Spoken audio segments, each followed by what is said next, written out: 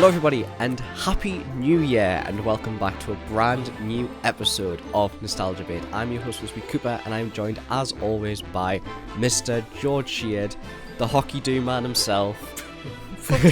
I was expecting it. I like the little twist. It was good. It was good.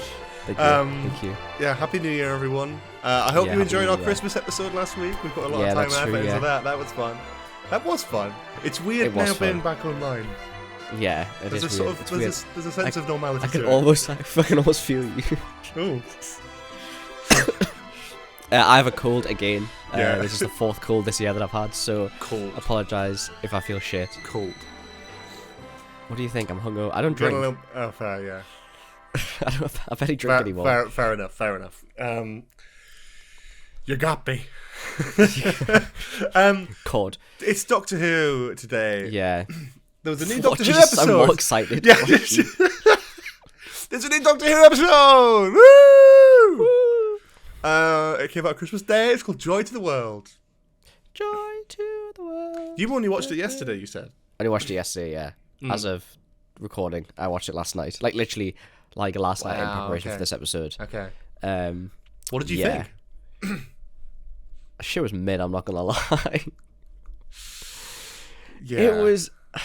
I don't know. It's like it was cute and it was nice, but it just felt too. To me, it just felt too all over the place. Mm-hmm. Like it just felt really inconsistent and like it didn't know what lane it wanted to be in. Also, kind of feel like we got scammed with all the trailers and promotional stuff because it was all about like, hey, Joy, the Silurians are back, and it's just fucking like barely in it. Yeah, I've got a lot to say about this episode. This is the first time we've talked about like one Doctor Who episode for a whole hour, so we'll see how that goes. Last time we did like a whole series review. This episode it was a bit of a breaking point for me, a little bit, with like how I feel about the new era of Doctor Who, and like that's not a bad thing. It's just something I've been like sat thinking on and just concerned about. Like I've watched Doctor Who every year since I was like 4 or 5. I've enjoyed it every year. I've been obsessed with it every year, like unhealthily so. But I'll be the first to admit that, right? Like even through eras that I didn't love, like Flux, like Series 12, like Sir Geordie's era, like, I still was obsessed with it. I still loved it. This is the first season in a long time where I've watched it and been like, I don't really care. Like, I'm not really bothered about rewatching it. Like, I will rewatch it eventually, but I've never gone to rewatch any of the episodes after the whole series is aired. And the Christmas special comes out, and I'm thinking, okay, well, like, I can get excited about this.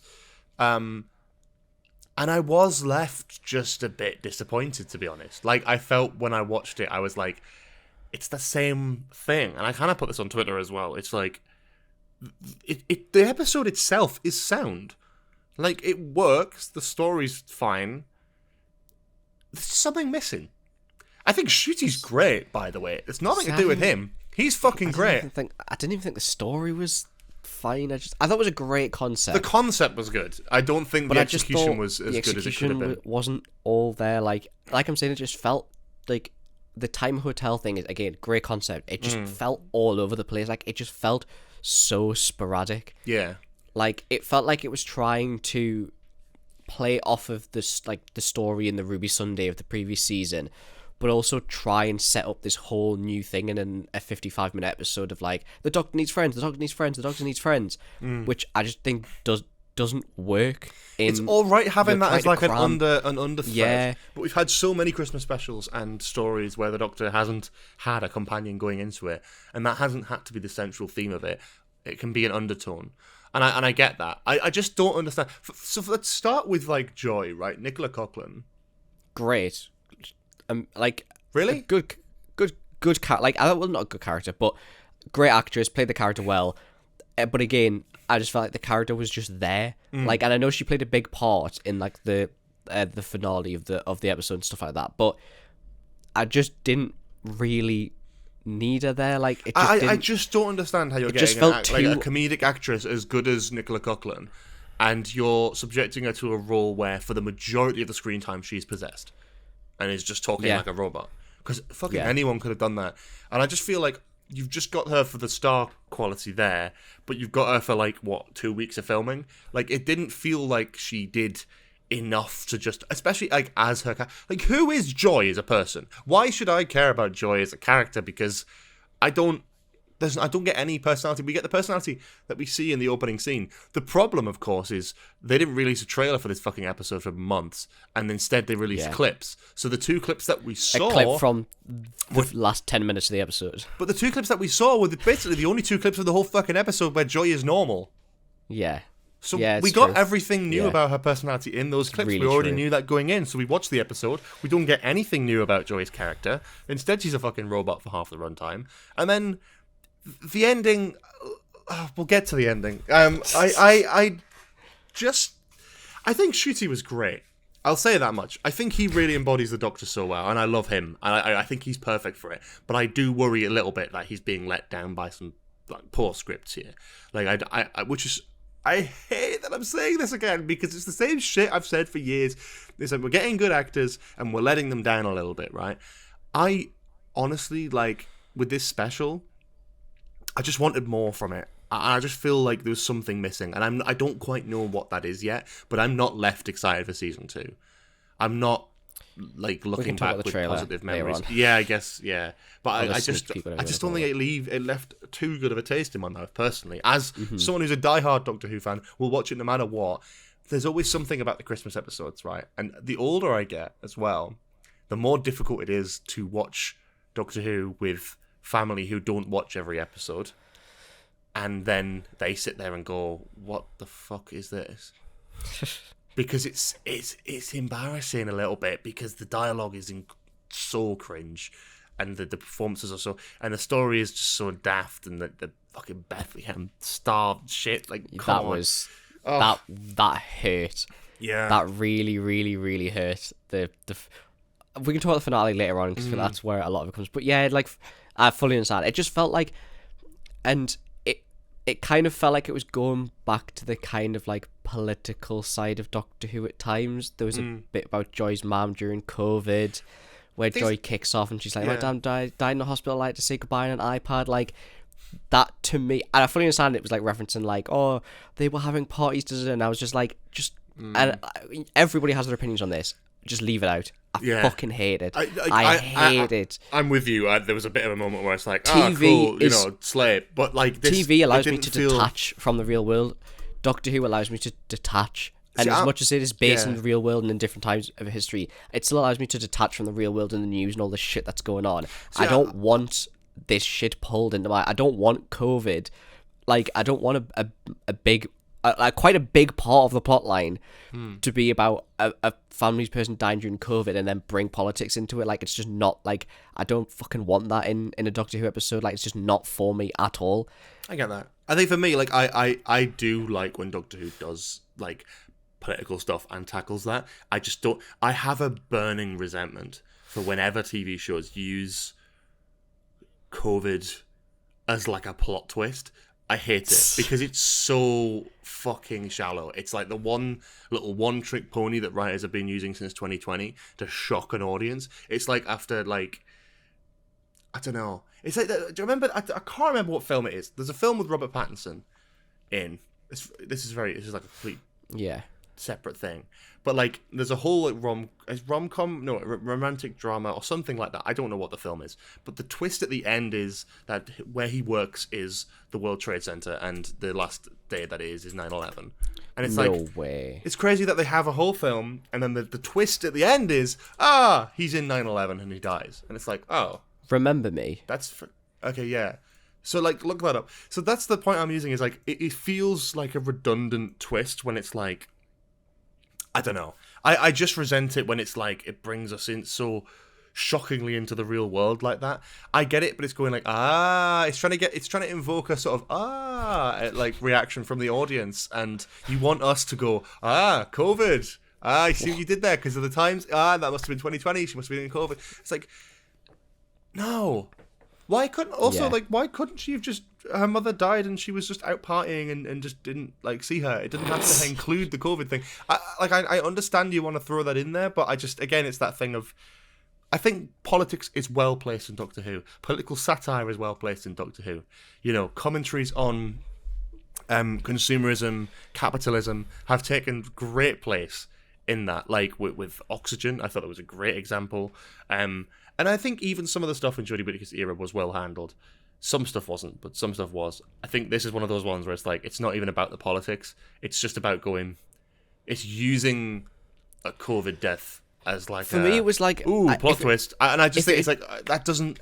It didn't hit for me. I was just like sat there like, oh, for fuck's sake, that's so lazy for me. If it had just been like, oh, my mum died during COVID, I had to watch it from an iPad. It was, for me, the thing that pissed me off the most about it was like the line about, oh, well, they were out partying. Like, there's just no need. I missed that line. And that's There's crazy. just no need at all for it. Like, that's what frustrated me. One of the things that frustrated me the most about it is it just felt like, and that was after I'd already felt like I had gripes with the episode anyway, and it felt like it wasn't good. The episode wasn't going anywhere. Like, not being funny, the Doctor was stuck in a hotel for a year, and somehow that was the best part of the episode. Oh, like, we'll talk about that. What the fuck is going on here? Like, good. Like there are good bits of this story. I'm not just completely rat on it. The bit where the Doctor's stuck in the hotel for a year was absolutely the highlight. And Nita was a better sort of supporting character than Joy was, and I think almost probably stole the show. It was cute. The Doctor being trapped in one place for a year, having to do that, I thought was really clever. Great references. Not sure Great whether to contact Ruby or not. Yeah. Great stuff. The stuff that he's buying little TARDISes online, slowly having to work it out over a year. I love that. I think it went really well, and I think it was fun to see the Doctor having to like go, just like be on Earth for a bit. The problem, and I actually liked, and obviously I don't want to jump back into that, but like I actually liked the bit where like Ncuti just goes all fucking like Sylvester McCoy manipulative and just starts like bullying the fuck out of Joy to get an emotional response from her. Like, I thought that was brilliant. I thought that was really well performed and written, and I was like, oh, that's cool. I really liked that from both of them. Those scenes were it. That was it. That's it, folks. It was when they went through the dinosaur bit. That's almost when it just completely derailed for me a little bit. That one of the clips that they show is the dinosaur bit, and it was from the last 10 minutes of the episode. That fucked me off. I don't like when they show clips anyway, because Doctor Who's now limited to only like 45 minutes to an hour, and like we don't get enough as it is. We don't need to show clips that far in advance for like full length clips of the whole episode, you know. And I think like the dinosaur clip gave away half the plot anyway, the starseed and all that sort of thing. And people already theorized about the fucking Bethlehem thing months in advance. They already dropped this in. Because it was fucking obvious from the clip that there was some sort of like exploding star thing that's going to happen. And then Time Hotel, oh yeah, they're going to fucking end up in Bethlehem. It was so obvious for me. And I hated that. But I love the earlier part of the episode. I loved all the stuff in the hotel. I was really hoping that by the end we'd see that hotel chair. Why am I getting a fucking call, George? Unprofessional. I was hoping that we'd see the hotel chair in the TARDIS at the end or something like that. There's always that thing of like he's not got a chair. I'm hoping that in season 2 he has a fucking chair in the TARDIS, because if he doesn't, I will fucking scream. I don't understand. This whole thing is like, I really love that they made an emotional point of that. You don't have any chairs in the TARDIS. You're always alone. Da da da da da da da da da. Right? The TARDIS has always had chairs in it, by the way. The TARDIS has always had chairs in different versions. This current version of the TARDIS doesn't have a chair in it. If there isn't a chair in season 2, I love the idea that idea that Moffat looked at the TARDIS set and was like, "You've got no chairs. Yeah, pretty much. Let me cook." Yeah, and that's great. Like I think like. There's some really great stuff in here that I think only Moffat could kind of get his head around, and I love the whole thing of the Doctor picking up Joy for a year from then, and then you're having to leave the Doctor to work out the code of how he learned that, and that he can cross his own time stream because it's not on the TARDIS and it's all fixed. I was like, oh, that's cool, but that opens itself up to many different things, which is like that could be this episode could be way more fun. Yeah, having that element there. I actually think for me, Joy was the weakest thing of the episode. I love Nicola Coughlan as an actor. I think she was wasted in this, and I think actually, crazily enough, the episode could have worked without her being the companion. the I think you could have done without a thing. companion. Like, it could have worked completely fine. You didn't need it at all. I was just disappointed. You could have done it. I was just it just felt underwhelming. Like, yeah, it just felt underwhelming. Like I said, it just felt too all over the place for me. Like, it's sad that the 1 hour time jump was the best part of the episode. Like, but it was great, but it shouldn't have been the highlight, if that makes sense. I just don't understand how. I think this script needed a few more drafts, and like I know there's probably restraints. I know it was probably rushed in areas. I just worry because I'm like, you really have to look at it objectively and go, right, like Stephen Moffat's episodes under Russell T Davies as showrunner, right? Yeah. Let's break that down, right? Empty Child, Doctor Dances, Girl in the Fireplace, Blink, Silence of the Library, Forest of the Dead, Boom, and Joy to the World. It's not in the same fucking camp. Something happened there. It's just a dive off the cliff, that's what it is. It's like an insane... Like, Moffat has to come back. Because that could not be his last episode now. Because it's not good enough. As far as I'm concerned, it's just not that good of an episode. I was left disappointed and I was left a little bit embarrassed by it. Because I felt that, like, a lot of the potential for the story had just kind of been dropped, and it worries me deeply about season 2 because they were shot at the same time. Season 1, season 2, the Christmas special, they were all shot in one bulk, which means that they haven't had time to learn from any mistakes. Now, hopefully they can fix stuff in the edit, like if there is stuff that they will learn from season 1's reception, hopefully that's fixed in season 2. I'm worried because, like, I saw the teaser trailer and I liked it, but I didn't give a shit. Like, I was just like, I didn't feel anything. I was just like, this is cool. And I saw there's a clip from Unleashed, which is like, yeah, I saw that as well. Shows in the hospital. It's in a hospital. Belinda's the new companion, and she's a hospital worker. What the fuck are we doing though? Like for like seriously, what the fuck are we doing? Like, I was the biggest fan of Russell coming back, and I absolutely love the fact that Russell's come back and breathed new life into the show, new energy. But it's not new, though. This isn't fucking new. You're just doing David Tennant's era again. Series 1, we've got the 19-year-old blonde-haired, average companion. Then we've got, like, the sort of person of colour companion being in like a hospital worker. It's like, can we do anything bar the same character types? You know what I mean? Like, I'm not just trying to say because there's nothing to do with her being a person of color, but it feels like they're jumping on the same avenue where it's like you can look at it from a holistic perspective and go, well, this character's 19-year-old blonde everyday person who doesn't really have a job. Does she have a job? Does Ruby ever have a job? No, I don't think she does. No, I don't think so just like Rose. And then you've got Belinda, who's a hospital worker, probably a bit more mature, probably a bit more sort of sassy. Like, I don't know. I'm just like, can we do something fucking original, please? Can we try and do something fucking original? The only thing that gives me hope about the next season is them describing it as the whole season is spent with the Doctor trying to get Belinda home and is unable to. And I'm like, that's cool. That's a new dynamic. I like that. That's very classic Who. It's very got a good long way around. It's very Tegan Javanka being like, get me the fuck home. You've kidnapped me. Yeah. And I like that. Because it's an interesting dynamic that isn't just like companion walks to the front door and falls in love with the Doctor and then wants to spend all their life with him. Wow, big box. But yeah, I know what you mean.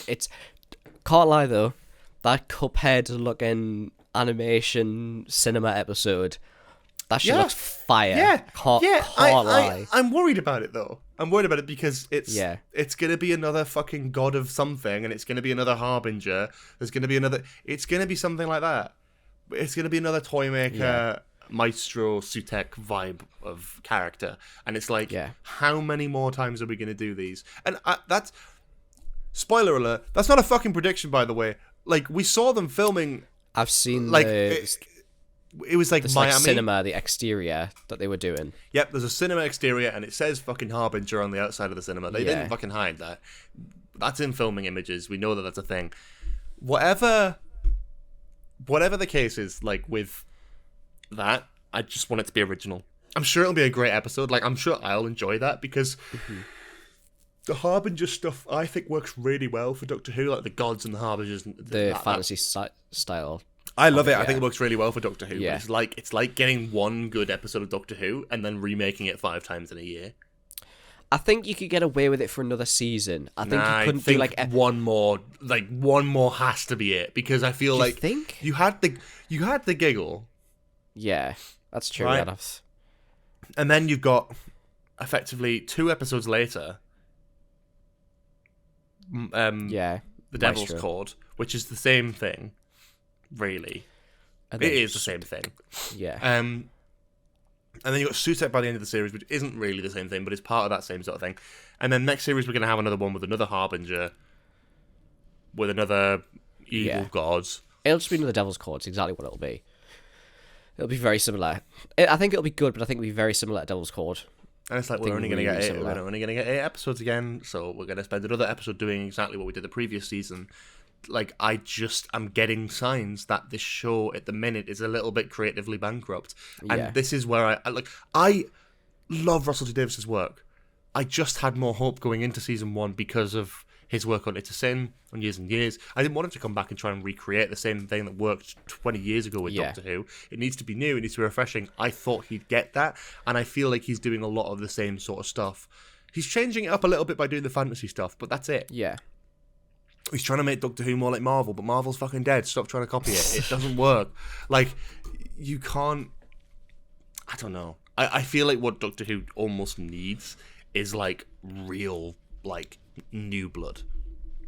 Yeah. A showrunner who's never worked on the show before. Yeah. You need to take a risk. 100%. 100%. 1,000% you do. And I know, I mean, Rishi Smith and Steve Pemberton have just finished Inside Number 9. I mean, just saying, just drop them in. I'm sure they do a good job. Can we talk about the ending of Joy to the World? Joy to the World, yeah. Because I guess we have to eventually, don't we? Because Starjoy was so badly CG'd. Can we please talk about this? The green screen was atrocious. It was up there with Clara and Twice Upon a Time. Horrific. It was appalling. It was horrific. And I know this whole thing about, Disney budget, like bigger money. Like, don't get me wrong, the VFX, like most of the CG looks phenomenal. All the TARDIS stuff looks phenomenal. All the flying space stuff looks phenomenal. But that was so bad. Was so.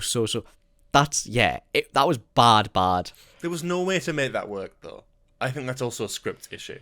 How do you have a person turning into a star and flying into the air and becoming the Christmas star without looking like a fucking Lumo from Super Mario Galaxy?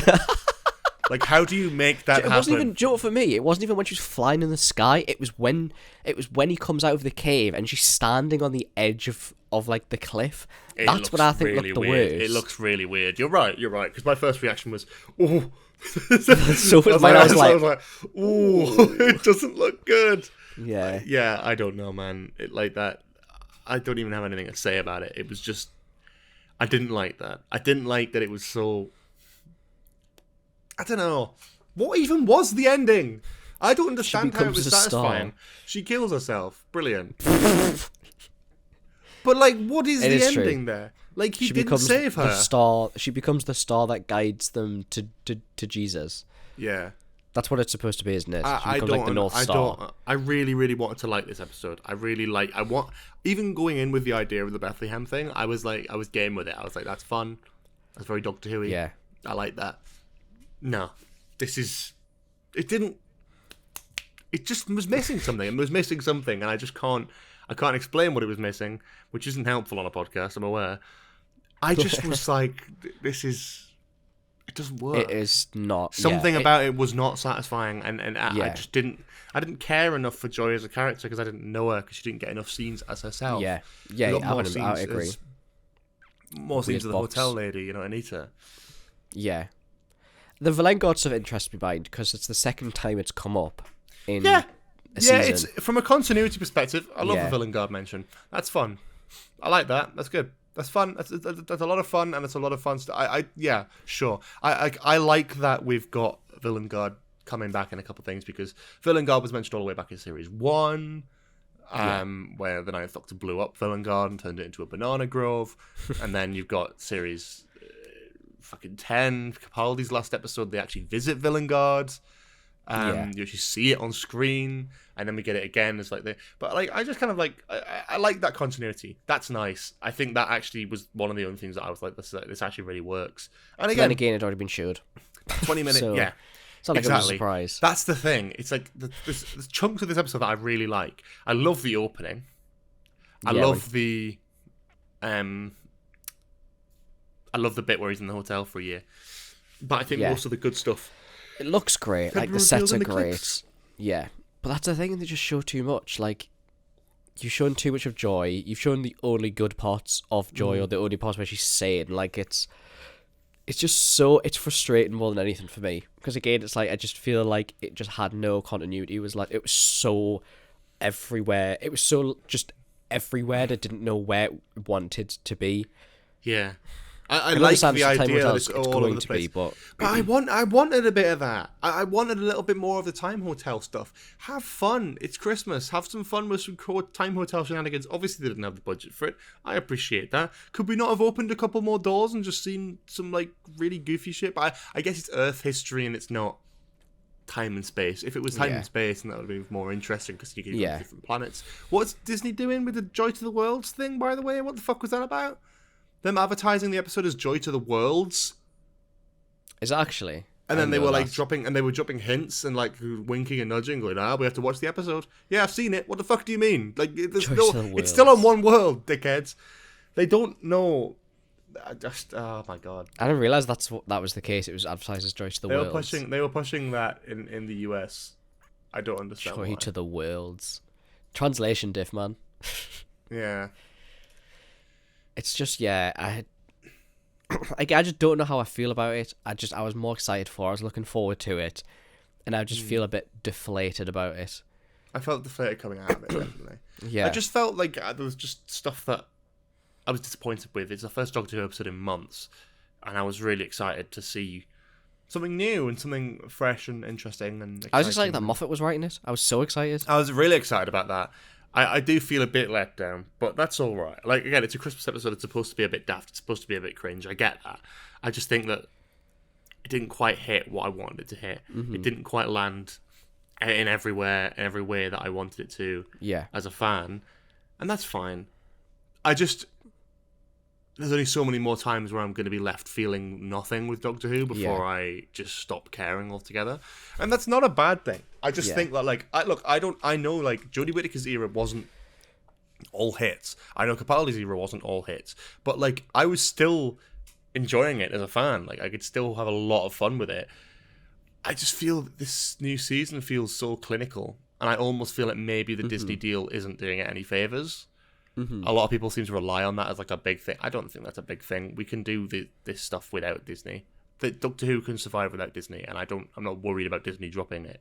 I think if anything, it's making it more clinical and more ironed out than it should be. The one thing I'm pleased with is there's a lot of good LGBT rep. Just going to put that out there. There's been a lot of good stuff without this last series, and it's not just like that sounds like dirt, obviously, but like that hasn't been the case for Doctor Who for quite a while. Like, we had like a gay companion, we've had like a couple of characters here and there who get like one line. You got the guy, the famous one, the guy from Resolution from Jodie's era, where he's like, "Oh, most safest digits in all of Yorkshire." That's what my boyfriend says, and then is dead in the shot after, which is kind of crazy. But yeah, there's a few of those. But it was great to see in this episode. There's a lot of mention as well, like the person on the Orient Express, where had, like, that was a female partner. The sort of references more to what Ncuti's Doctor's kind of opposite number would be, I guess, in that sense, where it's like, there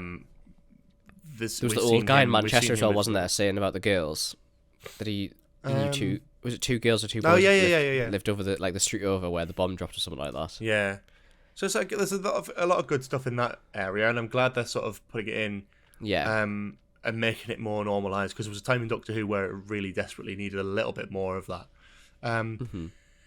Try to think what else nice I could say about this episode. Really, I think the episode had some good stuff in it, in around the hotel stuff. I love that, and I loved Anita as a companion. What do you think about this fan theory that's going around at the minute? What's the fan theory? Come on, hit me with it. Hit it with a fan theory. Yeah, come on then.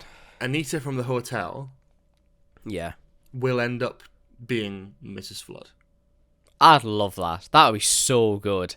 That would be so good if she becomes Mrs. Flood. Do you not think? Do you think that origin is it? Story?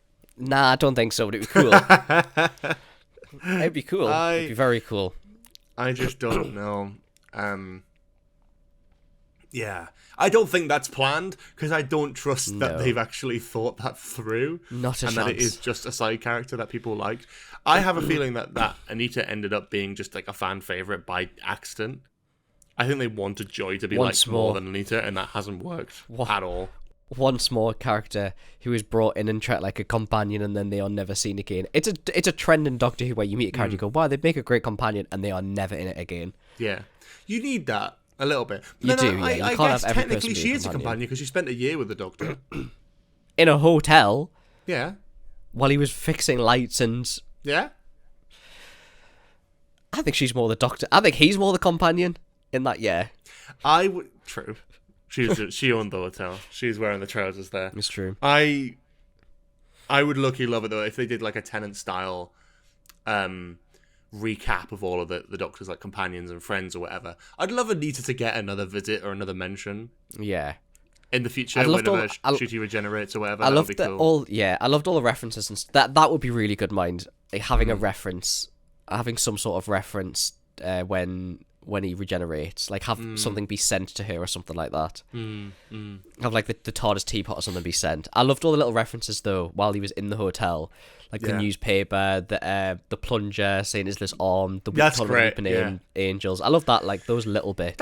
That's fun. That to me was the most Doctor Who the episode fucking felt. Yeah. I just think one thing I will say actually is that I'll give credit for is actually the set design was brilliant. Yeah, the people behind the set design and sort of art department of this episode did an amazing job. It was phenomenal. And just because I'm ratting on like the story doesn't mean I hate everything about it. Like I can appreciate that the Time Hotel looked incredible, and I was baffled about how big and amazing that looked for a Doctor Who episode. I was like, wow.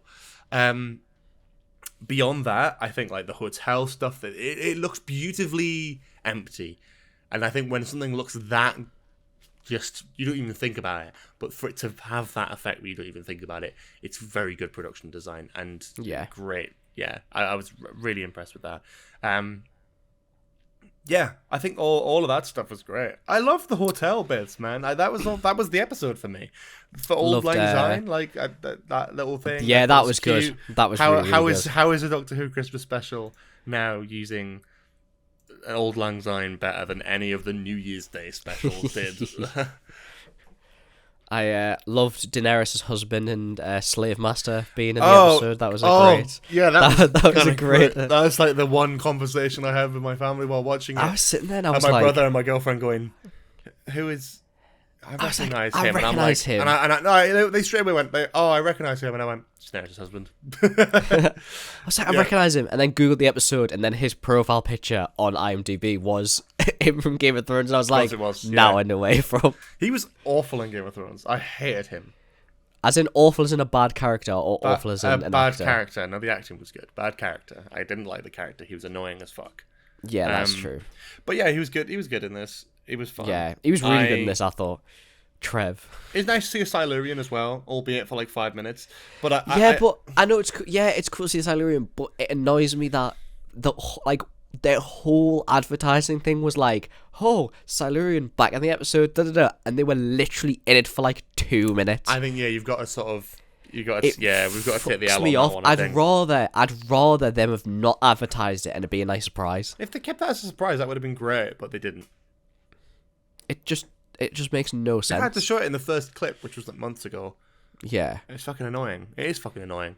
I just kind of hope that I don't know. When did you watch this? Did you watch it on Christmas Day or did you watch it on Boxing Day? Boxing Day morning.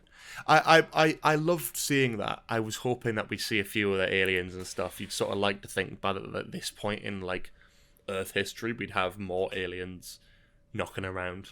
Yeah.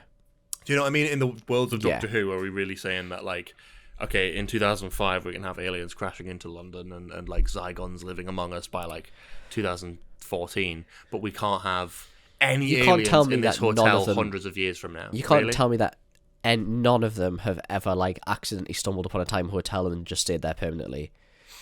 Yeah. Like, imagine having like a Slovene or something like walk across the back of the shot or something like that. Yeah. Because they've got the fucking props. I thought we'd see a lot more of that. I was kind of hoping to see like a cheeky little Slovene would be cameo or something. perfect for the time hotel. It'd be such an amazing reference for a time hotel. I'd love just to have see... one cross the back of shot. I'd just love to see like... I don't know. I think we've got the entire Earth history. Like, with it being a Christmas special, I would have just had a little bit more fun with it. I know this sounds daft. This is a very fanny thing for me to want, but I was like, oh, how cool would it be if you just went into like one of the time hotel rooms, looked out of a window, and there's an older Doctor Who story taking place somewhere. That would be quite good. You've got the World War II thing where he comes out. Why couldn't we have seen like Rose dangling from a blimp in the background or something? Why couldn't we have seen like, I don't know, something like that? Like, you could have seen just something, something where it's like, oh, that connects it, or like a Dalek or a Cyberman or something like that. Or like an alien ship, like hovering above London or something like that. Anything like that. I just feel like we need a little bit more like of that universe continuity that like I think is so good in like Star Wars. We had that a little bit with Doctor Who, but we haven't had it much in the last series. Like, there's been mentions of characters and aliens and all that sort of thing. I don't want to see a Dalek every year. That's not what I'm saying. That's the one thing I fucking don't want. But I kind of like, I'm at a point now where I'm like, I'd love to see a Dalek story in season 2. Yeah. Just one. Some sort of recovery. Just one. But what do you think of that shot in the trailer, which looks like fucking Scarrow? Yeah, true. There is a shot which looks like... Everyone's talking about it being like, well, it's red. You've got these sort of strange-looking buildings. You've got flying saucers, which have always been associated with Daleks. Yeah. It would be... It does make you wonder, doesn't it? Because I don't know. I don't know. It's like... I feel like they're wanting to play... Like, doing new stories, new monsters, like... But they're bordering on playing, and I feel like we're completely contradicting what we said in the past, but I'm starting to get to a point where I'm worried that they're going to stop playing it too safe in the other regard. Like, they're too scared of doing like recurring monsters, if that makes sense. Like, they're too scared of doing a Dalek or a Cyberman, or bring back monsters that are not ever used but could be done again. I have been screaming to fucking see the Krillitanes again, man. Like, I will die on this hill. I will die on this hill. You've seen School Reunion. Hang on. School Reunion. I will have seen it. School Reunion. They're like bats. Oh, yes. Right. Can I just go fucking rant about this for a second, right? This is a monster that should return. I'll tell you why they should return. Because in the fucking one episode they've ever been in, School Reunion, they're like bats, and the Doctor doesn't recognise them because they are a species which invade a planet and take the best bits of those races and make it part of themselves. So the last time the Doctor saw them, they looked just like humans, but with really long necks. Why couldn't we see the Krillitane again, but just look completely fucking different? Make them look like a new monster, but call them the Krillitane. How fucking sick would that be? That would be great. Do that. That would be cool. Can we have more monsters from like 2005, 2006 back, as well as Classic Who? Like, I see we've got a lot of old adaptations of the monsters. Fucking Love to see banger the for the Slovene Krillitane. Again. Mate, I'll cry. Kill to see Slovene again. I'd kill and come if I saw Slovene. Oh, man. Do you know what would be great for the Krillitane, though? Sorry, go on. The Krillitane would be great. Have, like, the Krillitane be placed in, like, the early 2000s or something, and have them be there for all of, like, the Doctor's, like, biggest challenges. And they take the best parts of the race, but the best part of the human race are the aliens and creatures that want to take over the human race and destroy Earth. So they slowly adapt. So make them like a mix of other Doctor Who monsters. Because it let him cook. He's cooked here. Russell, get the paycheck ready. And I know it's like it's a pretty stupid concept, but like it's quite a clever concept for it. If they're supposed to adapt and overcome, like, I'm not being funny, they adapt fucking, it's unhealthy the amount of alien incursions that happen on Earth in Doctor Who. So they learn from the mistakes of other monsters who, we need someone who has done that. Like an alien or mastermind sort of alien who has studied all of the invasions of Earth and why they've gone wrong, and then comes up with a perfect solution. Yeah. Oh, how cool would that be? Yeah, well, that's great. I think. Yeah, I don't think what other monsters you'd like to see back from like either classic Who or early like new Who. First Slitheen story. Do you know what? I think it would work with Shooty as well. I think it'd be so funny. I think you could make it quite like comedic. Because the Slitheen are a comedic monster. But like the thing is, I almost wouldn't want it to be too comedic. I want it to go into the serious route. Like everyone remembers the comedic side of it, but like Boomtown, right? Let's not even think about the actual Slitheen 2-part, but let's go like Boomtown. They've got the one Slitheen left. She's taken over as mayor of Cardiff, and she has this dilemma in her. You've got the funny scene where she's running out the window and she's running and getting teleported around and all that sort of thing. But you've also got a scene where the whole premise of the episode is that the Doctor is taking her back to her home planet, where she will face capital punishment and be executed. And the Doctor has to come to terms with that, and she is trying to convince him to let her go. Yeah. And there's a lot of back and forward about that. Fucking brilliant TV drama. Where's that gone? But like, that would be cool. I want to see a more serious side to this. Maybe not the Slitheen, but something Raxacorico-Fallopatorian, if you will. I'd like to see something along those lines. I'd love to see. I'm trying to think what other monsters you could bring back that I'd love to see. The Clockwork Robots. We've only had them a couple times, and they're brilliant. They're so creepy and weird, and yeah. Are they the ones from Girl in the Fireplace? Girl in the Fireplace, and they were in Deep Breath as well, technically. Yeah. But not as good in Deep Breath. Yeah. Yeah. Trying to think what else. I don't want to see Cybermen for a while. Ood? Fuck. Ood are fucking boring. Hot take. Ood are boring as fuck. Stop doing Ood. The Doctor Who just throws an Ood into like an episode every few years just to be like, remember the Ood? It's like, yeah, it was in Flux. There was an Ood in Flux. Oh yeah, there was, wasn't there? The fucking Tech-Toon had a pet Ood. Yeah. Oh yes, I forgot about that. And don't get me wrong, it was cute, but it was still like, why are we doing this? Yeah. I don't know, man. I'd bring back a bunch of monsters, but I wouldn't bring back the big ones. I think Sutek was a good one to bring back because it's one that fans want, but it's not one that everyone knows about. Yeah. I don't want to see the Daleks be a massive villain anytime soon, but I'd love to see a Dalek story or something at some point. But do reinvent them. Don't do the Bronze Daleks again because it's just boring. Looking forward to the Daleks being the final boss of the fantasy era, and it's the God Dalek. Let him cook. As far as I'm concerned, that sounds cool. That sounds cool. Emperor Dalek back because he's the god of all Daleks. Yeah. Just fucking pay me, man. I'll do it for you. No, that's not even a good concept. Yeah. Slitheen would be cool. I'd like to see that. I think I just don't want to see the Weeping Angels or the Cybermen anytime soon. I don't mind. I'd like to see the Weeping Angels to please do a good Weeping Angel story. I beg. Please. That's just something you can. And the more you do with the Weeping Angels, the worse. I'm not gonna lie. I think we've peaked with the Weeping Angels. I don't think it gets. Yeah, I don't think you can ever recreate that sort of lightning in a bottle. Yeah, I'd love to see the Silence again. I'd like to see the Silence again. I would really like to see the Silence again. They were such a great monster. Something similar as well, like the assassin. Like it's just such like a great. But we've concept. only ever seen them under the Church of the Silent, like the Church of the Paper Mainframe and stuff, and like they haven't that with that whole thing of basically just trying to shut the Doctor the fuck up. It would be cool. They've only ever been in it for their exclusive story. Like they were only ever. We've never seen them in a wider context, if that makes sense. Yeah. I know. I'd like to see them in a wider context. That's interesting to me. Can you imagine just having like a finale of an episode, and the Doctor just like looks in a mirror, and there's just like that on his face, like there's just like one tally on his face, and the episode finishes. Oh, can you imagine? God. He's in like he's in the TARDIS. See, that's a great bit of imagery. Yeah, which works incredibly well. And also, can we get an episode of the TARDIS again, please? Yeah, true. A whole episode just in the TARDIS. Yeah. Exploring the TARDIS. Different rooms, different corridors, different everything. I want to see that again. We haven't done that since 2013. I want to see it. I want to see more of it. We've got the budget for it now. Also, can we get this man a fridge? Like, I'm sorry. You telling me you have infinite rooms in the TARDIS and you don't have a fridge? What do you mean he doesn't have a fridge? there's a reference in the episode that he can't hold milk because he has no fridge in the TARDIS.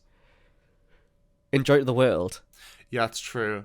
That's the start of the episode. So man has zero chairs and zero fridges. On that, I actually really like him being a fucking gremlin. A lot of people were talking about this and like the Doctor being cool and better than everyone else.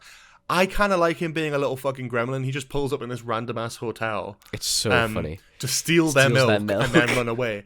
And like that's all he was doing, and I was like, yeah, fucking fair enough. I like that he's just sort of chilling around. I like the robe and stuff. Like he comes out and they're just waking up. I love that. That's fun. It's just different. No, I really like that. And I like that. But I also think it's funny that he hasn't got any milk in his TARDIS or a fridge, but he has got a built-in coffee machine onto the fucking thing. God forbid man ever wants a latte. Like, it's fucked. Bro has actually, like, missed out. His TARDIS regenerated, and he lost all of his chairs and all of his fridges. It's crazy. Like, what's happening so here? So sad. I hate when that happens. Maybe Tennant's did it. Maybe Tennant's took the chairs in the fridge. Yeah, he got the jukebox, and Tennant got the chair in the fridge. Tennant got the chair in the fridge. Yeah. A lot of people bringing up that same thing again. We're going like, oh, why didn't you just go and see David Tennant? No. Because it would be fucking boring!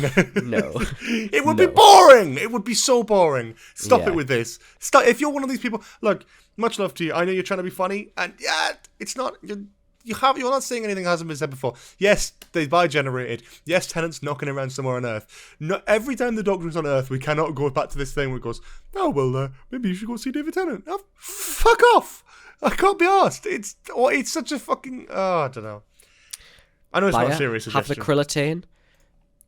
Doctor is technically part of the human race now. Have the Krillitane adapt into the Doctor. That would be cool. I don't think the Krillitane just target Earth, though. Yeah, that's true.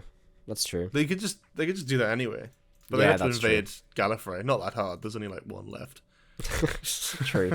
Did you watch any other Christmas specials this year? I did.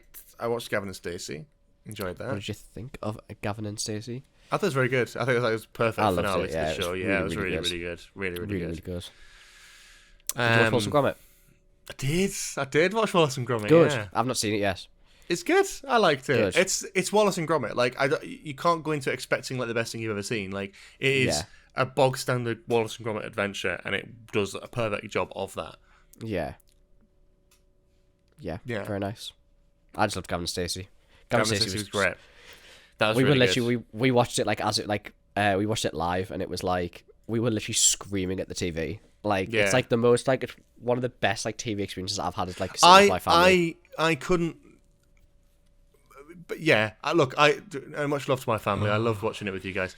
But my God, like they'd heard a rumor that someone was going to die, and I cannot. Oh yeah. I cannot specify the amount of times in the last half an hour of the episode when they're in the coach, and my mum was like, "The coach is going to roll over and they're going to die." I'm like, shut the fuck! Like, what are we doing now? Just watch what you're missing bits that are happening because you're going, oh my God, they're gonna die! Oh, they're all gonna die! Oh, Britton's gonna go in the car by himself and he's gonna get in a crash. He's gonna die. It's like no one is going to die. Why would they do that? That wouldn't make any sense. We were like just screaming at the TV, like when they revealed Sonya at the start of the episode. Yeah, that was good. We were like, oh my God, like all screamed when Dave Coaches walked down the stairs. We were like, oh my Dave God. Coaches, man. Yeah. I had a bit of a culture shock when I watched House of the Dragon last night and saw Dave Coaches in it. That kind of took me off guard, like fucking massively. With the coach and everything. Yeah. He's expanded to Westeros. He's knocking around, dropping people off. I like Aegon once again.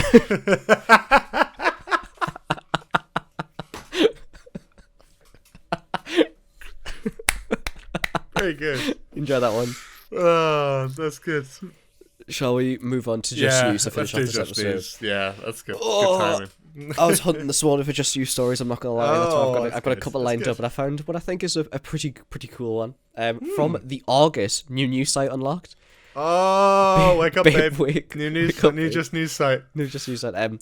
Lansing soft play boss speaks out after adult event seen on fetish website. What? I don't even know what any of that means. The title doesn't. Soft play boss speaks after adult event seen on fetish site. What?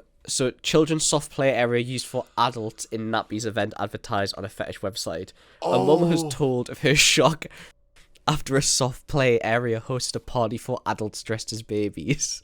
Oh, no. Now do I have your attention? That's kind of fucked up, man. That's kind of fucked up. Wild Wonderland is a play centre for children aged 0 to 12 years old, but on December 2nd it was hired for an event advertised on a fetish website. A space-themed soft play exclusively open to all ages. So littles, middles, carers, mummies, daddies, siblings, furries, kittens, puppies and their handlers, and wet only ABD the advert on. What does that mean? Wait, what? What the fuck is that? Okay. So littles must be babies. Is this translated? I wonder if this is translated. What does that mean? So littles. What is ABDL? Middles, carers, mummies, daddies, siblings, furries, adult kittens, baby. What does that mean? I don't know what that means. It's diaper fetish. Wet only. Oh, so it's people who just shit themselves. The over 25s event offered a nappy change room, baby food, and a lovely story time with milk and biscuits, but organisers reminded attendees to bring their own nappies and wipes. Bosses at the play centre in Chartwell Road, Lancing, said it understands an adult dressing in a nappy is not socially accepted by many, but it was not until after the first event we were made aware of the community link to the fetish and kink groups' plans for a second event. I'm sorry. I'm sorry, my friend. What do you mean you weren't aware of the links to fetish and kinks when you've got grown men walking around having their fucking asses wiped and fucking... That's amazing. In nappies and shit. Furries and kittens and puppies and handlers and daddies and mummies and carers and siblings. Fucking Jesus. I assumed they'd been approached by like a fetish group and be like, can we hire it out? And they were like, yeah, go ahead. But no, they've actually like been like, well, we're going to open this. Let's just host it. Let's just do one for adults as well.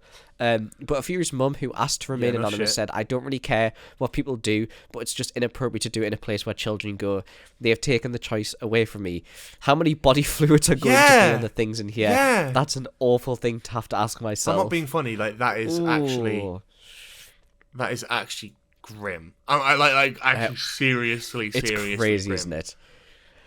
Organisers stated they operated a strict no wet accident rule and banned nudity, sexual acts, BDSM/fetish clothes, and feces. That's pretty good. Good of them. Good of them to say no feces in the children's play area.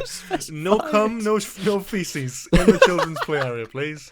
No cum, no piss. What the fuck is wrong with people, man? Why would you want to do that? That's so bad. I think it's a bit dodgy anyway if you're an adult and you're going. Look, whatever you're into, whatever, right? But I think it's dodgy. Just using whatever kink or whatever you might have to go. Oh, as an adult, I want to go and have a wank in a children's play area. That's strange, one my person friend. was like, that's not normal. Surely one person who went to this event was like, maybe this is a little bit sus. Maybe this is a little bit wrong. Yeah, a little bit, yeah. Wonderland said it assured the event was not of a sexual nature and would be advertised on encrypted instant messaging service Telegram. Of course, it fucking was. But it was on a porn site. Is that what it said? No, Telegram. No, but like what was it? But it was actually no. But the whole story is that it was advertised on a fetish website. A spokesman said, from this and further discussions, we could not see this being an issue. Yes, we thought about what people would think about it, but from the above description, there was nothing untoward about it. Who are we to judge and discriminate? Due to the sensitivity of the event, we spoke to a select number of staff about it. Imagine having to work that shift. Funny, that would be the funniest thing. I'd sort of almost be tempted to be like, yeah, I'll take the shift. As long as I'm behind the cafe and there's like a barrier, it's fine. Due to the sensitivity of the event, we spoke to a select number of staff about it to ask if they would be comfortable to work behind the cafe. The majority of the staff were not aware of the event taking place. Any mistreatment of our staff related to this inside or outside of the workplace will be taken seriously and escalated through the relevant authorities. The staff who worked felt happy they had given a non-judgmental safe space to people who they would want to be. Then, like at the end of all our working days, everything was clean and sanitized. it was by no means a kink/fetish party. It was a regressive play session. I think it's weird, right? I wouldn't do this myself, but I get it. I get if that's what people feel comfortable doing it. But there's something odd about that for me. If there's nothing sexual in it, I don't. What are you? For me, I understand going to play if. Hey yo, I understand if it was in an adult, like if they'd opened in an adult exclusive soft play, and therefore did a night and an adult only soft play. But the fact that it's a kids soft play 9 out of 10 times a week, like 7 or whatever. It's not even that. It's like if it was just like, oh, like adults can come and do it, right? But it's the fact that it's not just adults that come in. It's booked by people who are coming in wearing nappies. And I think wearing little clothes. That's what weirds me out a bit, because you've got like Kids Zania. I think they've probably gone. They've probably gone like you've got like it's like a kids like, sensory experience, and they do adults nights where they like, serve cocktails and stuff, and you can do all the same things. Like, it's not a soft play, but I think there's a thing to be done for like adult soft play, but this isn't that. This is like I think it's been like a kink party. Benefit of the doubt. It's been like, oh, how funny would it be if we opened our soft play to adults, but they had to dress as babies to come in? Like, it would be a funny night, like this kind of stuff. And I think it's attracted the complete wrong crowd. Like, I think that situation would be funny. Like, if you did what you're saying with the sensory play area, you serve cocktails, people come dressed up like stag parties, hen dos come dressed as like that's fun. In like onesies and stuff like that. But I think it's attracted the wrong, like the complete wrong crowd that it was supposed to. 100%. Jesus Christ. First event made on a community linked to the fetish kinkers. Although the event was not at all sexual, kinky, or fetish based, we were very aware it could make customers feel uncomfortable. So the idea that there's mixed people there as well, people who have gone just because it's that, and then people who are there because of a fetish. We spoke to the hirer, who agreed that people could make their connections and give them time to cancel, also allowing the administrative time involved in cancellation/refunds. We would like to add that there are many soft play venues that offer adult-only nights and that have alcohol licenses, and adults use their facilities weekly. There is not much difference between the two, other than one is more socially accepted than the other is not. We are aware that there has been comments about cleanliness after the event, and we want to reassure the customers again that nothing untoward happened. The event itself was just like any other play session, albeit adult. Any suggestions otherwise is not. It's just not. But factual. They're wearing nappies. I think it's a case of, and they're wearing furry costumes and stuff.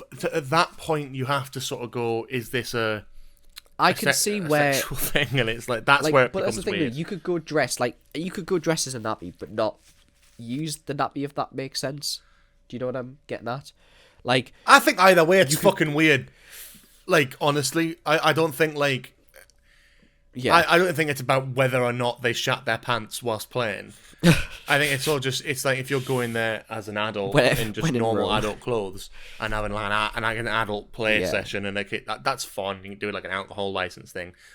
They're using other businesses as an example to go, well, that's fine, so we're fine. But the difference here is you've opened it up to a kink group who have been invited. Said, who is welcome? Sorry, let's just clarify that again.